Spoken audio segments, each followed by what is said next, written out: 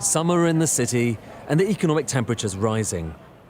Higher inflation, higher taxes and higher interest rates. The Bank of England voting for the fifth successive meeting to increase bank rate, this time up a quarter percentage point to 1.25%, the highest level since 2009.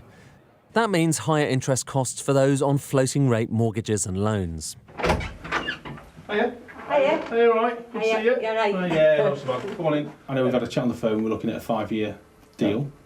Now, rates have risen since you moved. Liz and Tony's 3-year fixed-rate deal expires in October. They want to lock in a deal now before rates go any higher. We did notice the rate rises, but again, I can remember a time when the interest rates for mortgages were 15.4%. Now, I can't see that happening in the next couple of months. I might be wrong. So, you know, if we can get our new deal sorted before anything goes really silly, I'm hoping that we're just catching it at the right time.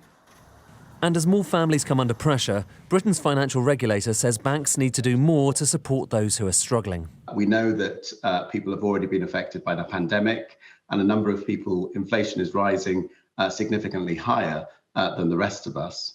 Some inflation is rising for 14% for certain people. And in those circumstances, for those who have debt, we want lenders to have the right systems and controls and people ready to help support those borrowers.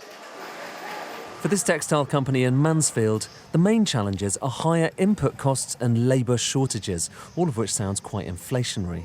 Our fabrics, our materials have gone up by 20%, our chemicals have gone up by 25%, even the sewing thread we use has gone up by 15%. If inflation carries on rising like this, then I have to put the prices up again in the autumn and again next spring and again next autumn because I have to pay more to our staff and I'm not going to let them down. It's worth saying that while 1.25% is higher than we've seen since 2009, it's nothing compared to the double-digit peaks of the 1970s or even the early 2000s, when 5% rates were the norm. And after its American counterparts raised rates not by a quarter percentage point but by 3/4, some eyebrows are now being raised. There's an old saying in economics that it's a central bank's job to take away the punch bowl full of booze just as the party gets going. And around the world, other central banks, like the Federal Reserve, seem to be yanking it out quickly, whereas the venerable Bank of England seems to be tiptoeing out before anyone really notices. We know the risks. Too fast an increase in rates could tip the UK into a deeper recession.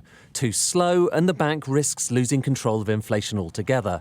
Then, whatever it does, the economic party will end with a serious headache. Ed Conway, Sky News.